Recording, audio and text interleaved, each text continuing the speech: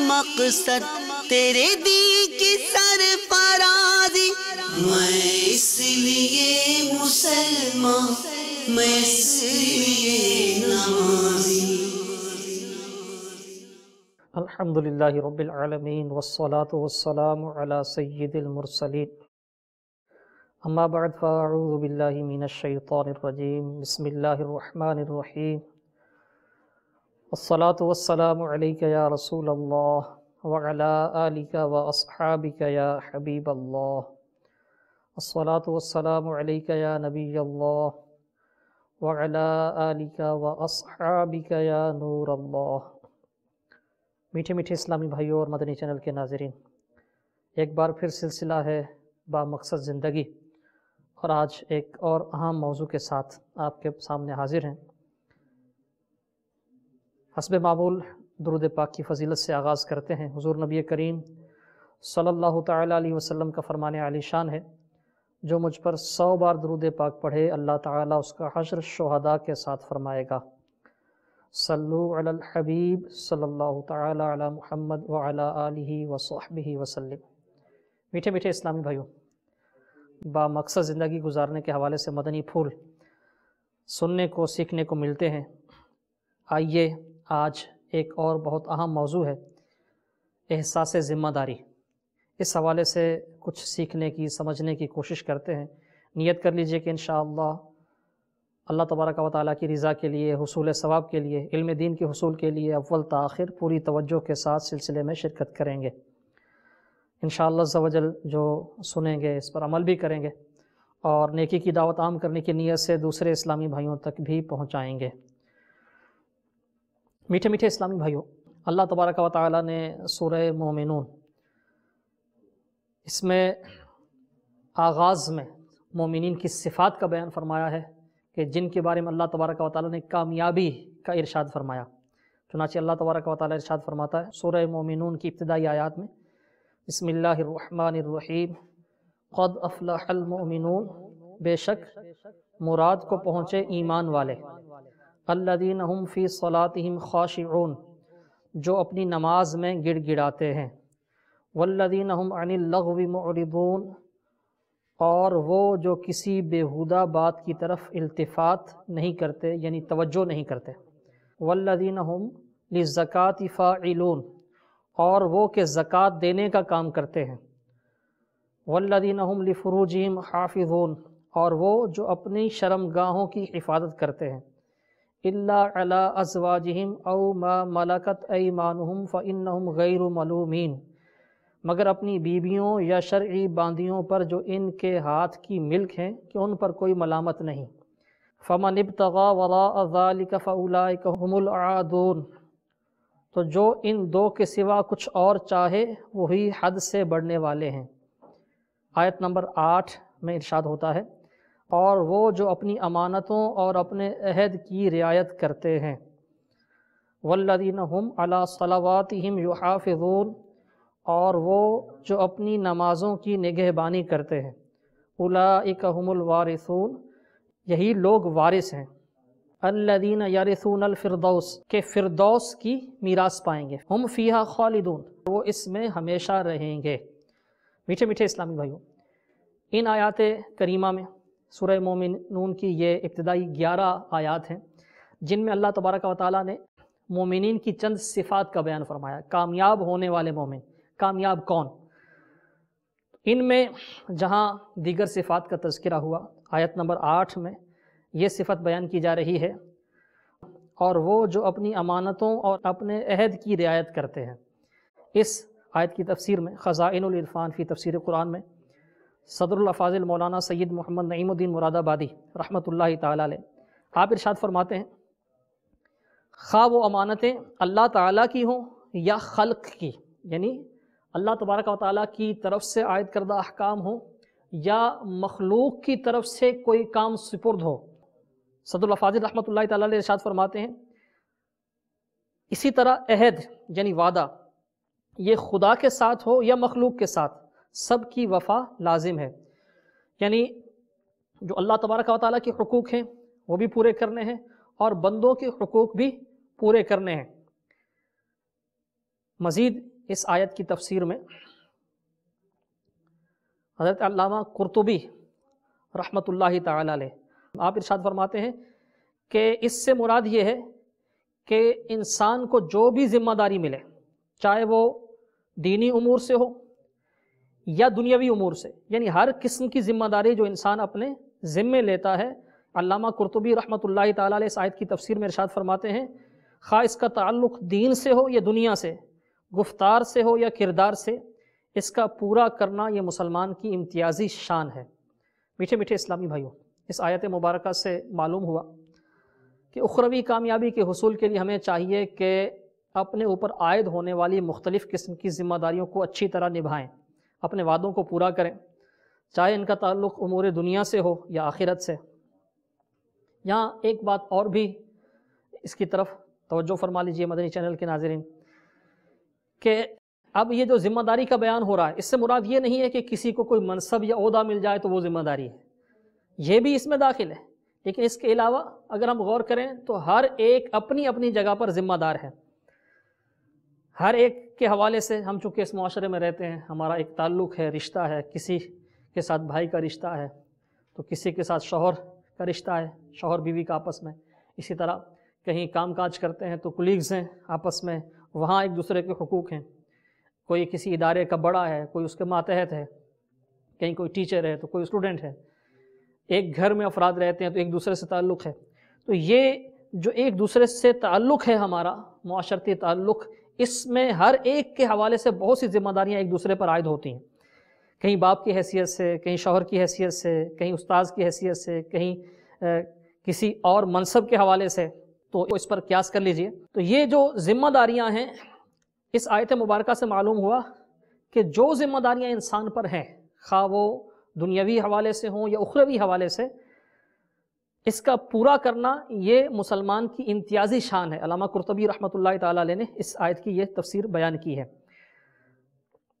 حضور نبی کریم صلی اللہ تعالی علیہ وسلم کا یہ فرمان عالی شان ہے، تم میں سے ہر ایک نگران ہے اور تم میں سے ہر ایک سے سوال ہوگا، پوچھا جائے گا۔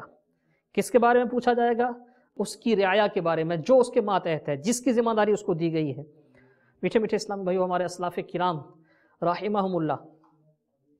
ان کا کیا انداز ہوا کرتا تھا کہ جو کام بھی ان کے سپرد ہوتا تھا وہ بڑی ہی احساس ذمہ داری کے ساتھ، ذمہ داری کے احساس کے ساتھ اس کو پورا کرتے تھے، پائے تکمیل تک پہنچاتے تھے۔ سیدنا فاروق اعظم رضی اللہ تعالیٰ عنہ، آپ امیر المومنین، دوسرے خلیفہ راشد، جب آپ کی خلافت کا مبارک زمانہ تھا، احساس ذمہ داری کیسا تھا کہ رات کے وقت آپ مدینہ منورہ کے گلی کوچوں میں آپ مدنی دورہ فرمایا کرتے تھے، لوگوں کے حالات سے آگاہی حاصل کرتے تھے۔ اسی دوران ایک بار آپ نے دیکھا کہ ایک عورت وہ اپنے گھر میں ہے، چولہے پر اس نے دیگچی چڑھائی ہوئی ہے اور بچے ارد گرد بیٹھے ہیں۔ سیدنا فاروق اعظم رضی اللہ تعالیٰ عنہ نے اس عورت سے دریافت فرمایا، یہ بچے کیوں رو رہے ہیں؟ اس عورت نے عرض کی کہ یہ بھوک کی وجہ سے رو رہے ہیں۔ آپ نے استفسار فرمایا کہ یہ دیگچی آپ نے چڑھا رکھی ہے، اس میں کیا ہے؟ وہ بولی کہ دیگچی میں کچھ نہیں ہے، ان کو بہلانے کے لیے پانی ڈالا ہے تاکہ بچے سمجھیں کہ کچھ پک رہا ہے اور اسی انتظار میں سو جائیں گے۔ یہ سن کر سیدنا فاروق اعظم رضی اللہ تعالیٰ عنہ بے قرار ہو گئے اور فوراً واپس لوٹے۔ آپ نے ایک بڑی سی بوری، اس بوری میں آٹا، گھی، چربی اور کھانے پینے کی چیزیں، درہم و دینار، اس بوری میں سب کچھ یہ بھر لیا، اناج بھی بھر لیا، کھانے پینے کی دیگر چیزیں، کپڑے بھر لیے، درہم و دینار یہ لیے، اور اپنے غلام اسلم سے ارشاد فرمایا کہ اے اسلم، یہ بوری میری پیٹھ پر لاد دو۔ تو غلام عرض کرنے لگے، یا امیر المومنین رضی اللہ تعالیٰ عنہ، میں اسے اٹھا لیتا ہوں۔ تو آپ رضی اللہ تعالیٰ عنہ نے ارشاد فرمایا کہ نہیں، اسے میں ہی اٹھاؤں گا، کیونکہ اس کا سوال آخرت میں مجھ ہی سے ہونا ہے۔ پھر وہ بوری آپ اپنی پشت مبارک پر اٹھا کر اس عورت کے گھر لے گئے، اس دیگچی میں آٹا، چربی، چھہارے وغیرہ ڈالے اور آپ نے خود اسے چولہے پر چڑھایا اور کھانا تیار کرنے لگے۔ جب کھانا تیار ہو گیا تو اس عورت کے بچوں کو اپنے ہاتھوں سے پیٹ بھر کر کھانا کھلایا، پھر صحن میں تشریف لائے۔ بچے موجود تھے تو آپ بچوں کے ساتھ کھیلنے لگے۔ آپ کے غلام اسلم کا بیان ہے کہ میں آپ کے رعب کی وجہ سے کچھ عرض نہیں کر سکا، عرض کرنے کی ہمت نہیں ہوئی۔ کافی دیر آپ ان بچوں کے ساتھ موجود رہے، یہاں تک کہ بچے وہ آپ سے فرینک ہو گئے، گھل مل گئے اور کھیلنے لگے، مسکرانے لگے، ہنسنے لگے۔ آپ رضی اللہ تعالیٰ عنہ وہاں سے واپس جب تشریف لا رہے تھے تو اپنے غلام اسلم سے آپ نے دریافت فرمایا، پوچھا کہ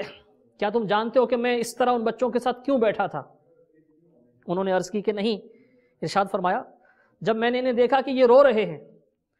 تو مجھے یہ گوارا نہیں ہوا اور میرا دل بے قرار ہو گیا، بے چین ہو گیا۔ مجھے یہ گوارا نہیں ہوا کہ میں ان کو اسی طرح چھوڑ کر آ جاؤں۔ میں نے جب تک ان کے چہروں پر ہنسی اور مسکراہٹ نہیں دیکھی تو اس وقت تک میرا دل لوٹنے کو نہیں چاہا۔ تو جب میں نے دیکھا کہ یہ بچے ہنس رہے ہیں، مسکرا رہے ہیں، تو پھر میرا دل مطمئن ہوا اور پھر میں واپس آیا۔ میٹھے میٹھے اسلامی بھائیوں اور مدنی چینل کے ناظرین، غور کیجئے کہ سیدنا فاروق اعظم رضی اللہ تعالیٰ عنہ کو کس قدر اپنی ذمہ داری کا احساس تھا، کس قدر پاس تھا اپنی ذمہ داری کا۔ امیر المومنین خلیفہ وقت ہونے کے باوجود غلام بھی حاضر ہیں، لیکن اس کے باوجود آپ اناج کی بوری اپنی پیٹھ پر اٹھا کر اس گھر تک لے کر گئے، پھر خود اپنے ہاتھوں سے کھانا تیار کیا، ان بچوں کو کھلایا، یہاں تک کہ ان کے ساتھ کھیل کے ذریعے انہیں خوش کیا، ایسے یعنی انداز اپنایا کہ بچے خوش ہو گئے۔ یہ وہی سیدنا امیر المومنین رضی اللہ تعالیٰ عنہ ہیں جن کا فرمان ہے کہ اگر نہر فرات کے کنارے بکری کا بچہ بھی پیاسا مر گیا تو میں ڈرتا ہوں کہ اللہ تعالیٰ مجھ سے اس کے بارے میں حساب نہ لے۔ میٹھے میٹھے اسلامی بھائیوں، آج ہم سب کسی نہ کسی حوالے سے ایک دوسرے سے وابستہ ہیں، ایک دوسرے کے حقوق کے حوالے سے ہم پر ذمہ داریاں عائد ہوتی ہیں، جیسا کہ پہلے اس کا تذکرہ گزرا ہے۔ باپ کی حیثیت سے بھی ذمہ داریاں ہم پر ہیں، کہیں شوہر کی حیثیت سے ہیں، کہیں کسی ادارے میں بڑے کی حیثیت سے ہیں، کہیں ماتحت کے حوالے سے ہیں، تو ہر ایک پر بہت سی ذمہ داریاں ہیں۔ اب وہ ذمہ داریاں امور آخرت سے تعلق رکھتی ہوں یا دنیاوی امور سے، مومن کی یہ شان ہے کہ وہ اپنی ذمہ داریوں کو پوری کرتا ہے۔ ہمارے معاشرے میں ایک بہت بڑی تعداد ایسی ہے بدقسمتی سے آج کہ جنہیں ان ذمہ داریوں کا احساس نہیں ہوتا، اور ان کا یہ جو انداز ہے غیر ذمہ دارانہ، اس سے وہ خود بھی متاثر ہوتے ہیں، ان کی اپنی زندگی بھی متاثر ہوتی ہے، کامیاب زندگی نہیں گزار پاتے، زندگی کا مقصد ایک جو ہے وہ حاصل کرنے میں کامیاب نہیں ہوتے، اور دوسرے بھی اس کے اثرات سے محفوظ نہیں رہتے۔ ان کا جو غیر ذمہ دارانہ رویہ ہے، احساس ذمہ داری کی کمی ہے، احساس ذمہ داری کا نہ ہونا ہے، ان کی اپنی زندگی میں بھی مسائل آتے ہیں اور دوسرے بھی اس سے افیکٹ ہوتے ہیں، کامیاب زندگی نہیں گزار پاتے۔ تو یہ جو احساس ذمہ داری ہے، کسی بھی کام میں کامیابی کے حصول کے لیے، اپنے مقصد کے حصول کے لیے، کامیاب زندگی گزارنے کے لیے، با مقصد زندگی گزارنے کے لیے ہمارے مزاج میں، ہماری طبیعت میں احساس ذمہ داری کا ہونا بہت ضروری ہے۔ ایک تعداد ایسی ہے کہ جو لوگوں سے معاملات تو ہر کسی کے ہوتے ہیں، لین دین کے معاملات ہوتے ہیں، دیگر معاملات ہوتے ہیں، ایک دوسرے کے سپرد کام ہوتے ہیں۔ ایک تعداد ایسی ہے کہ وہ ایسا ان کا غیر ذمہ دارانہ رویہ ہوتا ہے کہ وہ بھول جاتے ہیں کہ ہمارے ذمے کیا کام تھا، اور بہت سے لوگ ان کے آسرے پر ہوتے ہیں کہ یہ ان کے سپرد کام ہوا ہے تو وہ کر دیں گے۔ کسی سے رقم لی تھی ادھار، اس کو وقت پر واپس کرنی تھی، بھول گئے، توجہ ہی نہیں تھی۔ بعض اوقات ایسا ہوتا ہے کہ توجہ ہوتی ہے، یعنی بھولتے نہیں ہیں، جان بوجھ کر واپس نہیں کی جاتی، لیکن ایسا بھی ہوتا ہے کہ ایک تعداد ایسی ہے کہ جو ان چیزوں کو معمولی خیال کرتی ہے، اور معمولی خیال کرنے کی وجہ سے، لاپرواہی کی وجہ سے وہ جو کام ان کے سپرد ہوتے ہیں وہ اچھے انداز سے نہیں کرتے۔ والدین نے کوئی کام سپرد کیا تو اولاد کا یہ انداز ہے کہ مثال کے طور پہ بازار سے سودا سلف لانا ہے، باہر نکلے تو اپنے دوستوں کے ساتھ گپ شپ میں مصروف ہو گئے، کسی اور لایانی قسم کے کام میں لگ گئے، اب گھر والے انتظار کر رہے ہیں، یا باہر کسی کام سے گئے تھے، گھر والوں نے کوئی کام بولا تھا، کسی تک کوئی پیغام پہنچانا تھا، کوئی چیز کسی تک پہنچانی تھی یا کوئی چیز لے کر آنی تھی، تو اپنے لایانی قسم کے کاموں میں لگ گئے، وہ یاد ہی نہیں رہا، جب گھر پہنچے تو پھر یاد آیا کہ یہ کام کرنا تھا۔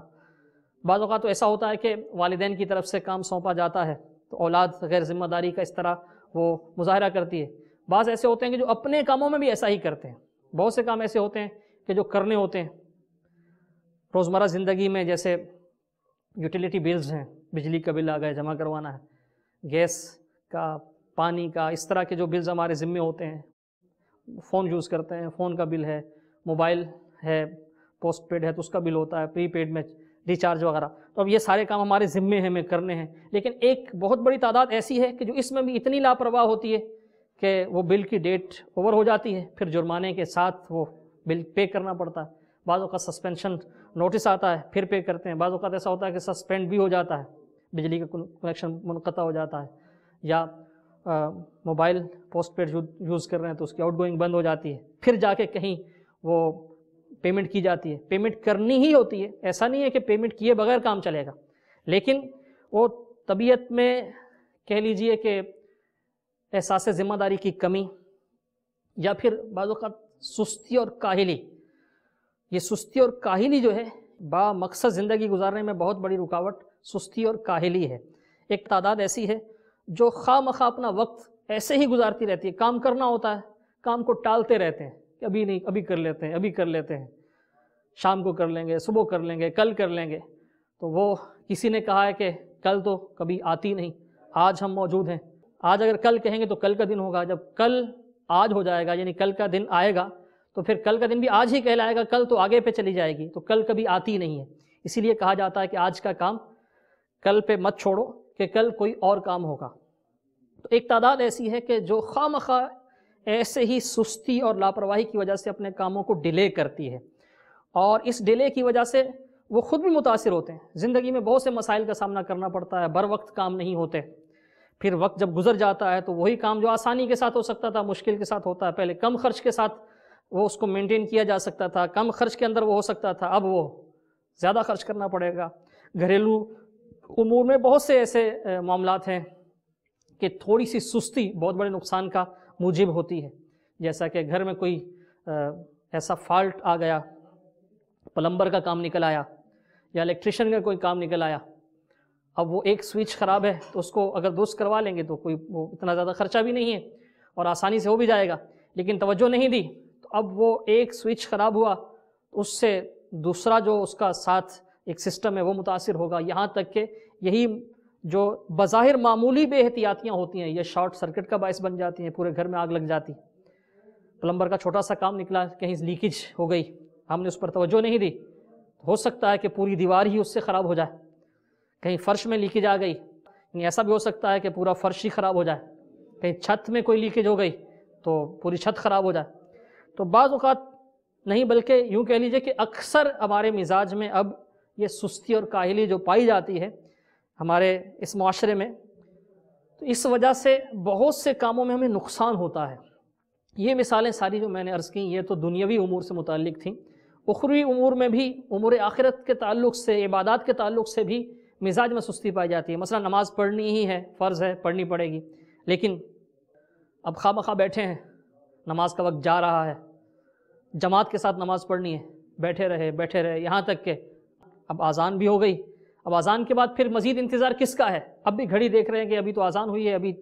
تو تقریباً 10 منٹ یا 12 منٹ ابھی ہیں جماعت میں بیٹھے ہیں. یہاں تک کہ جب جماعت میں 5 منٹ یا 4 منٹ رہ گئے، اب اٹھے، اب وضو کرنے کے لیے جائیں گے، طہارت حاصل کریں گے، استنجا کریں گے، وضو کریں گے، وضو کر کے اب نماز کے لیے آئیں گے تو 1 رکعت یا 2 رکعتیں چلی گئیں، یا بھاگ کے اب ہم پہنچے آخری رکعت میں تو جو رکعت اولیٰ کا، تکبیر اولیٰ کا ثواب تھا اس سے محروم ہو گئے سستی اور کاہلی کی وجہ سے. اور یہ تکبیر اولیٰ اس کا ثواب کتنا ہے کہ ایک بزرگ رحمۃ اللہ تعالیٰ علیہ کا قول ہے، وہ ارشاد فرماتے ہیں کہ اگر لوگوں کو تکبیر اولیٰ کا ثواب معلوم ہو جائے تو وہ پوری دنیا کی دولت خیرات کر کے بھی یہ ثواب حاصل کرنے کی کوشش کریں، اتنا ثواب ہے تکبیر اولیٰ کا. اور ایک تعداد ایسی ہے جو ایسے ہی بیٹھی رہتی ہے اور پھر سستی کی وجہ سے تکبیر اولیٰ ان کی نکل جاتی ہے. اگر جماعت سے نماز نہیں پڑھ پائے یا کوئی ایسا عذر ہے، مسجد قریب نہیں ہے، جماعت سے نماز نہیں پڑھنی، جماعت کا اہتمام نہیں ہو سکتا، اب بیٹھے ہیں، نماز کا وقت جا رہا ہے، یہاں تک کہ بالکل وہ آخری وقت ہو گیا نماز کا، اب بھاگ کے نماز پڑھیں گے.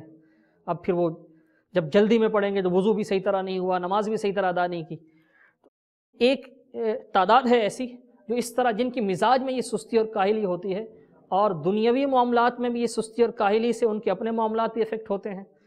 وہ خود بھی متاثر ہوتے ہیں، نقصان اٹھاتے ہیں، کامیاب زندگی گزارنے میں یہ ان کی عادت رکاوٹ بنتی ہے، دوسروں کے معاملات بھی افیکٹ ہوتے ہیں۔ اب گھر کا سربراہ بالفرض،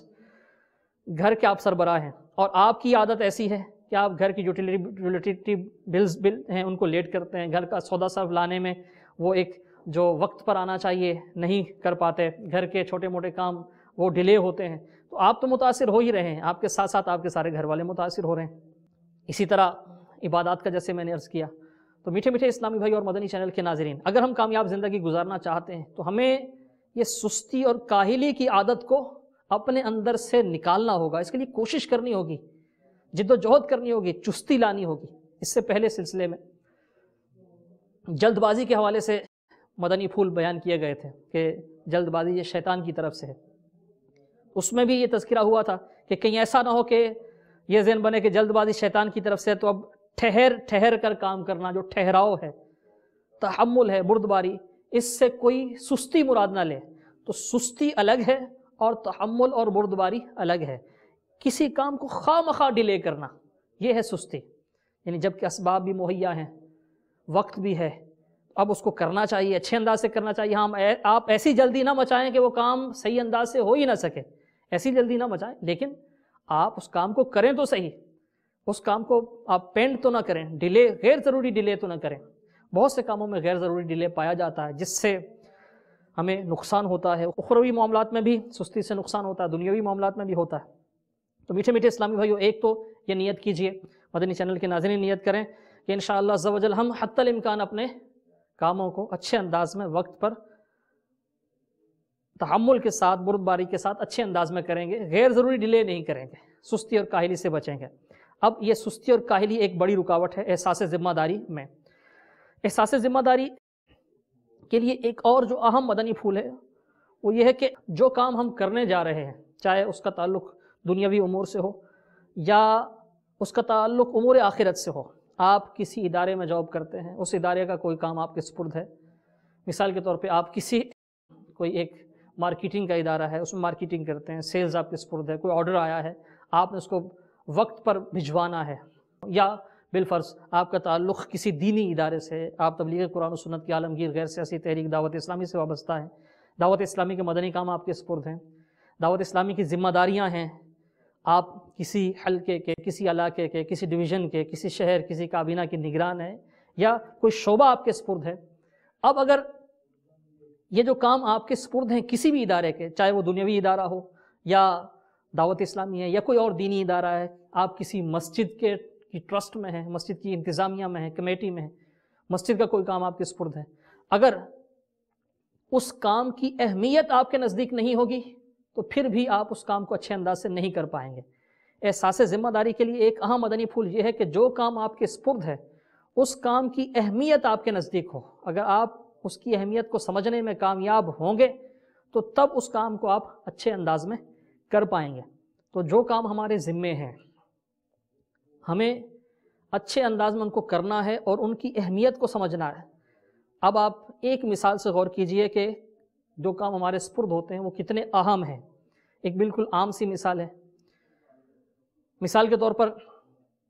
آپ کے ذمے یہ کام ہے کہ ایک ادارہ ہے، اس ادارے کو وقت پر آ کر آپ نے کھولنا ہے، یعنی اس کو کوئی شاپ ہے، اس کو کھولنے کی ذمہ داری آپ پر ہے، یا آپ نے وقت پر اس کو بند کرنا ہے۔ اگر آپ وقت پر نہیں کھولیں گے تو آپ سمجھ سکتے ہیں کہ آپ کا یہ جو ایک ایکٹ ہے، آپ نے اپنی احساس ذمہ داری کا وہ ثبوت نہیں دیا، اپنے وقت پر وہ کام نہیں کیا، تو اب وہ شاپ بند ہے، جو بھی آئے گا کام کرنے والا ظاہر ہے وہ کام نہیں کر سکے گا، عملے کے لوگ بھی اندر نہیں جا سکیں گے۔ وقت پر بند کرنا ہے، آپ نے بند نہیں کیا تو نقصان ہو سکتا ہے، چوری ہو سکتی ہے۔ بات بالکل وہ عام سی ہے، وقت پر نہ کھلنے، وقت پر نہ بند ہونے سے کیسے کیسے نقصانات ہو سکتے ہیں، بالکل عام سی مثال سے سمجھایا جا رہا ہے۔ تو میٹھے میٹھے اسلامی بھائیوں اور مدنی چینل کے ناظرین، اگر ہمارے نزدیک یعنی جس کے سپرد جو کام ہے اس کے نزدیک اس کام کی اہمیت ہوگی تو انشاءاللہ عز و جل یہ اہمیت خود بخود اس کے اندر ذمہ داری کا احساس پیدا کرے گی۔ جس کو یہ ادراک ہوگا کہ اگر میں نے وقت پر شاپ کو نہ کھولا تو میرے اس کام کی وجہ سے پورے دن کا حرج ہوگا، سب کا حرج ہوگا، اتنے سارے لوگ میری وجہ سے بیٹھے رہیں گے، میں نے وقت پر اگر اس کو کلوز نہیں کیا تو چوری ہو سکتی ہے یا کوئی اور نقصان ہو سکتا ہے۔ تو جب اس کے نزدیک اس چیز کی اہمیت ہوگی تو پھر وہ اس کو اچھے انداز میں کرے گا، وقت پہ بند بھی کرے گا۔ میٹھے میٹھے اسلامی بھائیوں، آئیے چونکہ بامقصد زندگی گزارنے کے حوالے سے ہمارا موضوع ہے، اور الحمدللہ عز و جل دعوت اسلامی نے ہمیں مدنی مقصد دیا ہے، مجھے اپنی اور ساری دنیا کے لوگوں کی اصلاح کی کوشش کرنی ہے۔ تو آئیے دعوت اسلامی کے مدنی کاموں کے حوالے سے کچھ ہم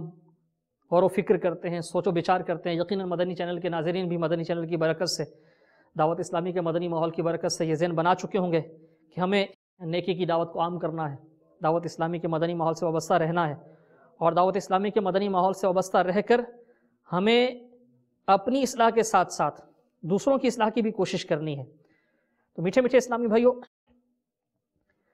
اگر احساس ذمہ داری نہیں ہوگا تو ہم اپنے مدنی مقصد کو بھی پورا نہیں کر پائیں گے۔ آپ غور فرمائیں، امیر اہل سنت دامت برکاتہم العالیہ کی ذات عالی پر آپ غور کریں، آپ کی ذات والا صفات شروع ہی سے احساس ذمہ داری کی چلتی پھرتی تصویر ہے۔ آپ غور کیجئے، اپنے اہل و عیال کی کفالت کی ذمہ داری یہ آپ نے کس انداز میں ادا کی؟ شروع میں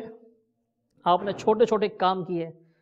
بچوں کے غبارے، جھاڑو وغیرہ یہ فروخت کیے، اس طرح آپ نے وہ ایک جو ان کے ذمے گھریلو امور تھے، گھر کے اخراجات تھے وہ پورے کیے۔ اس کے ساتھ ساتھ یہ آپ ساتھ مینج کر رہے ہیں، اس کے ساتھ ساتھ اللہ تبارک و تعالیٰ کی عبادت، تقوی و پرہیزگاری، عشق رسول صلی اللہ علیہ وسلم، شروع ہی سے آپ نے اپنے چہرہ مبارک پر داڑھی شریف سجا لی۔ آپ خود فرماتے ہیں ان دنوں میں داڑھی سجانا بہت دشوار ہوا کرتا تھا،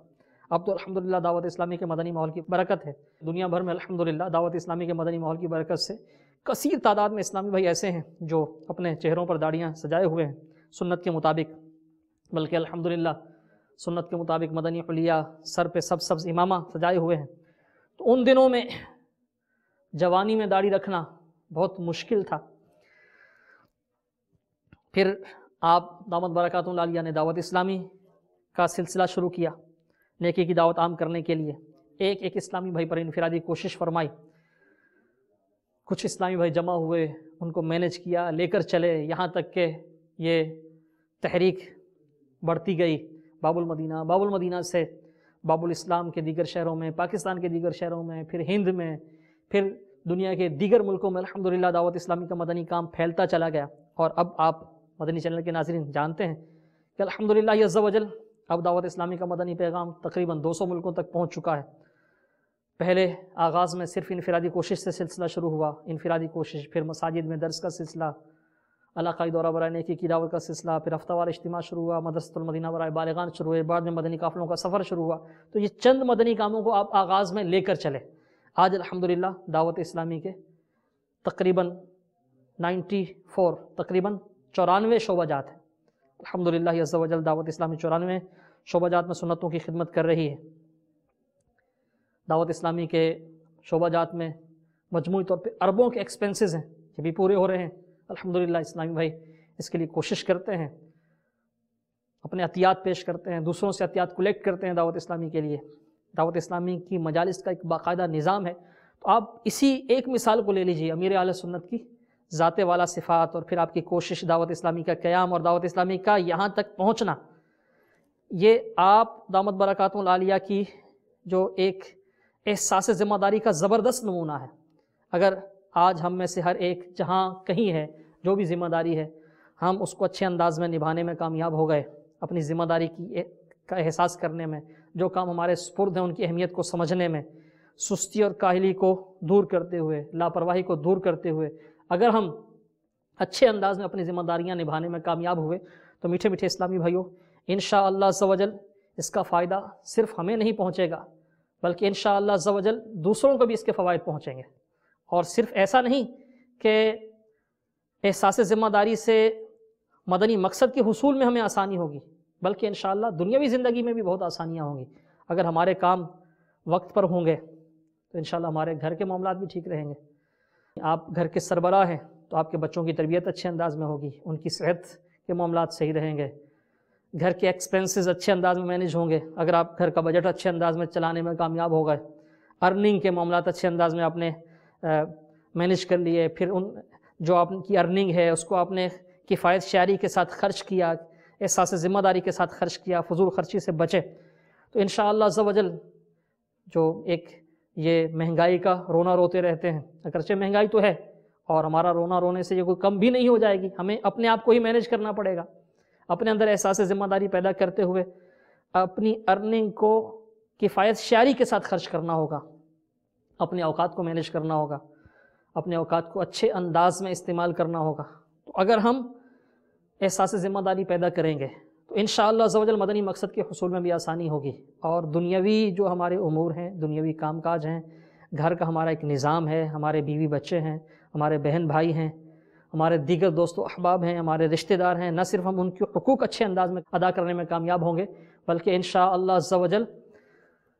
ان کی طرف سے بھی ہمیں اس کا اچھا رسپانس ملے گا، وہ بھی اپنی ذمہ داریوں کا احساس کریں گے۔ ہم اپنے حقوق کی بات تو کرتے ہیں، ہمیں سے ہر ایک حقوق کی بات کرتا ہے، دنیا میں حقوق کے لیے تحریکیں چلائی جاتی ہیں، اپنے حقوق کی جنگ لڑی جاتی ہے، لیکن کاش ایسا ہو جائے کہ ہم میں سے ہر ایک اس پر جو ذمہ داریاں عائد ہوتی ہیں، اس کے ذمے جو فرائض ہیں، دوسروں کے حقوق جو اس کے ذمے ہیں، وہ اس کی طرف نظر کرنے والا بن جائے۔ کاش ہم یہ سوچنے والے بن جائیں مجھ پر کس کا کون کون سا حق ہے اور کس طرح مجھے ادا کرنا ہے۔ اگر ہم اپنی ذمہ داریوں پر نظر رکھیں گے تو انشاءاللہ عز و جل دوسروں کے حقوق پورے ہوں گے، دوسروں کے حقوق پورے ہوں گے تو انشاءاللہ عز و جل وہ ہمارے حقوق بھی پورے کریں گے۔ اگر ہم کسی کا حق پورا نہیں کرتے تو وہ ہمارا حق کیسے پورا کرے گا؟ تو بجائے اس کے کہ ہم اپنے حق کی بات کریں، ہم اپنی ذمہ داریوں پر نظر رکھیں، احساس ذمہ داری پیدا کرتے ہوئے دوسروں کے حقوق پورے کریں، انشاءاللہ عز و جل دنیا میں بھی آسانی ہوگی اور انشاءاللہ عز و جل مدنی مقصد کے حصول میں کامیابی ملے گی۔ اللہ تعالیٰ نے چاہا تو اللہ تبارک و تعالیٰ کی رضا کا ساتھ رہے گا، انشاءاللہ آخرت میں کامیابی نصیب ہوگی۔ اللہ تبارک و تعالیٰ نے جو کامیاب مومنین ہیں، آغاز میں جو آیات کریمہ میں ہے سورہ مومنون، قد افلح المومنون، وہ مومن جو کامیاب ہو گئے جن کا تذکرہ اس آیات کریمہ میں ہے کہ جو اپنی امانتوں اور اپنے عہد کی رعایت کرتے ہیں، یعنی ان کے سپرد کوئی کام ہوتا ہے تو اس کام کو پورا کرتے ہیں، وہ جو وعدہ کرتے ہیں اس کو پورا کرتے ہیں، تو ان کی اللہ تبارک و تعالیٰ نے شان بیان فرمائی، ساتھ ان کا اجر بھی بیان فرمایا کہ یہ خوش نصیب ایسے ہیں کہ جن کی وراثت کیا ہے؟ جنت ان کی وراثت ہے۔ اولئک ھم الوارثون، یہی لوگ وارث ہیں، کس کے؟ الذین یرثون الفردوس، جو فردوس کی میراث پائیں گے، ہم فیہا خالدون، وہ اس میں ہمیشہ ہمیشہ رہیں گے۔ تو جو دنیاوی یا دینی امور میں اپنی امانتوں کی حفاظت کرتے ہیں، جو ذمہ داریاں ان کے سپرد ہیں وہ پوری کرتے ہیں، عہد کی رعایت کرتے ہیں، اللہ تبارک و تعالیٰ نے ان کے لیے جنت کا انعام تیار فرمایا ہے، یہی کامیاب ہونے والے ہیں اور وہ ہمیشہ ہمیشہ کے لیے جنت میں رہیں گے۔ اللہ تبارک و تعالیٰ ہمیں دینی امور میں، دنیاوی امور میں جو کام ہمارے سپرد ہیں، جو ذمہ داریاں ہیں ہماری، ان کو اچھے انداز سے پورا کرنے کی توفیق بخشے۔ ہم اس کی جناب سے یہ بھی التجا کرتے ہیں، فریاد کرتے ہیں، دعا مانگتے ہیں کہ اللہ تبارک و تعالیٰ ان ذمہ داریوں کی ادائیگی کے لیے ہمیں ہمت دے، طاقت دے، توفیق عطا فرمائے۔ اس کی توفیق سے یقیناً کام آسان ہو جائیں گے، انشاءاللہ عز و جل دنیاوی زندگی بھی آسان ہوگی اور آخرت میں بھی اللہ تبارک و تعالیٰ کی رحمتوں کا ساتھ رہے گا۔ اللہ تبارک و تعالیٰ ہمیں احساس ذمہ داری کی نعمت سے مالا مال فرمائے، آمین بجاہ النبی الامین۔ صلو علی الحبیب صلی اللہ تعالی علی محمد وعلی آلہ وصحبہ وسلم۔ میری زندگی کا مقصد تیرے دین کی سرفرازی، میں اس لیے مسلمان، میں اس لیے نماز